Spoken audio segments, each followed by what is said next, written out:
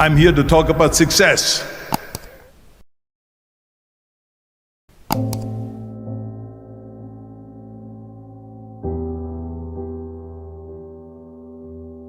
I went to college.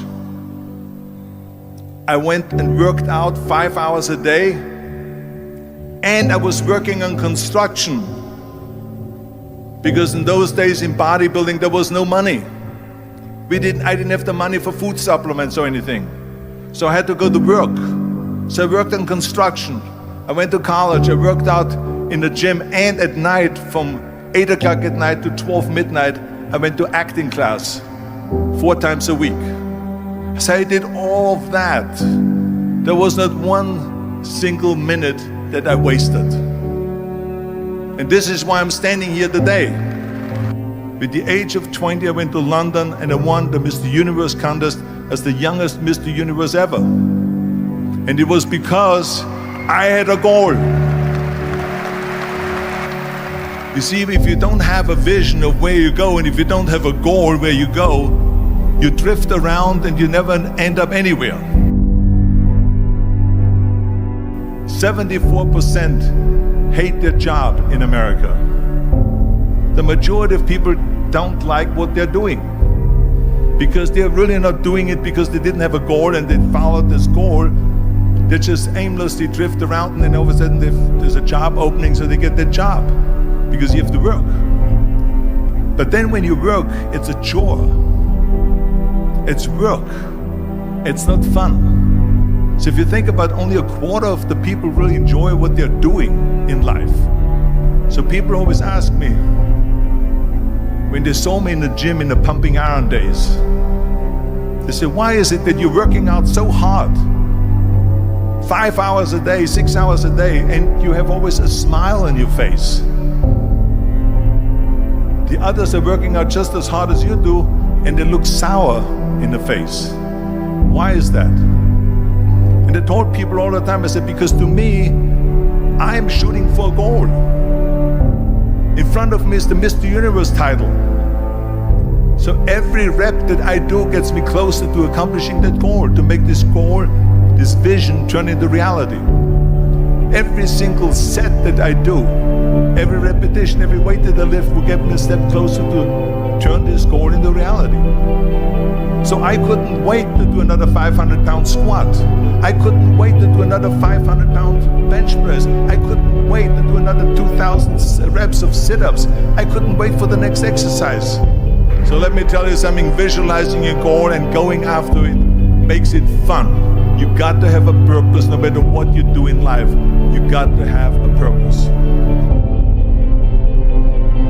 And Muhammad Ali worked his butt off, and I saw it firsthand. And I remember that there was a sports writer that was there in the gym when he was working out, and he was doing sit-ups. And they asked him, how many sit-ups do you do? And he said, I don't start counting until it hurts.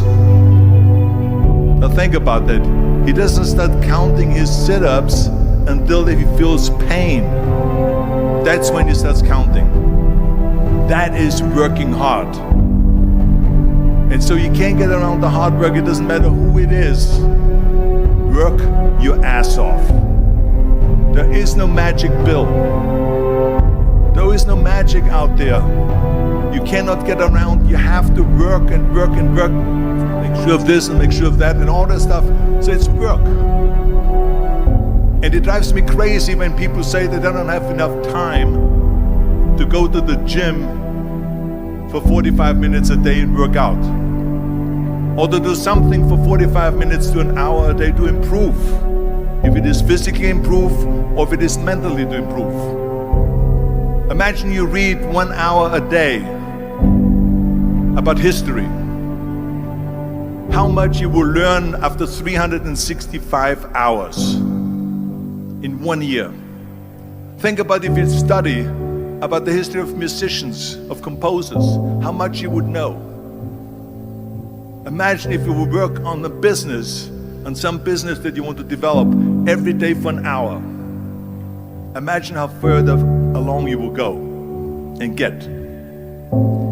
So it drives me nuts because we have When people say we don't have the time, we have 24 hours a day. We sleep 6 hours a day, so that gives you still 18 hours. So there's someone shaking their head out here in front to say probably, I don't sleep 6 hours, I sleep 8 hours, right? Or just sleep faster. So we have 18 hours a day. The average person works around 8 to 10 hours. So let's assume it's 10 hours, so we have 8 hours left. Then you travel around an hour a day, maybe 2 hours a day. So now you have still 6 hours left. So what do you do with these 6 hours? What do you do with these 6 hours? Then we eat a little bit, then we schmooze a little bit, talk a little bit to people and all that stuff. But you can see how much time there is available if you organize your day. So you got to work hard. I hate plan B. And I tell you why. Because we have so many doubters, as I've said earlier, the no-sayers. We have so many of those people that say no and you can't do it, that's impossible.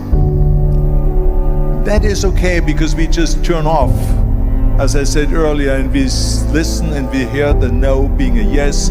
You can't do it, you can do it, and all of that. So that is possible to do that amongst all the negative people around you. But when you start doubting yourself, that's very dangerous. Because now what you're basically saying is that if my plan doesn't work, I have a fallback plan, I have a plan B. And that means that you start thinking about plan B, and every thought that you put into plan B, you're taking away now that thought and that energy from plan A.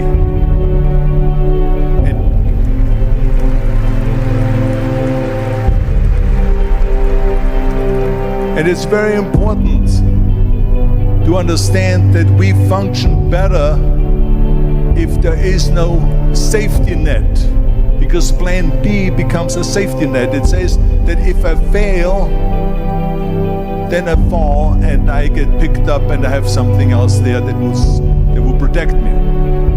And that's not good, because people perform better when there's no safety net. People perform better in sports and everything else if you don't have a plan B. I'm telling you, I've never ever had a plan B. I say I made a full commitment that I'm gonna go and be a bodybuilding champion. I made a full commitment that I'm gonna be in America. I made a full commitment that I'm gonna get in the show business and I'm going to be a leading man. No matter what it takes, I will do the work. I will do the work over and over and over until I get it. And the same was in politics, in everything like that. So to me, it is very dangerous to have a plan B, because you're cutting yourself off from the chance of really succeeding. And the reason, one of the main reasons why people want to have a plan B is because they are worried about failing. What is if I fail, then I don't have anything else? Well, let me tell you something, don't be afraid of failing, because there's nothing wrong with failing. You have to fail in order to climb that ladder. There's no one that doesn't fail. Michael Jordan said in one of his interviews, when they said, "You're unbelievable, you're the greatest basketball player of all times." I mean, tell me about that. And he says, well, you're just mentioning the successes. But he says, for me to become the greatest basketball player, I missed 9,000 shots when I was playing basketball at the NBA games. So during these games that he was so successful, he missed 9,000 shots. Does it make him a failure? No. He's one of the greatest basketball players of all times, but he failed 9,000 times. Do you get it? We all fail. It's okay.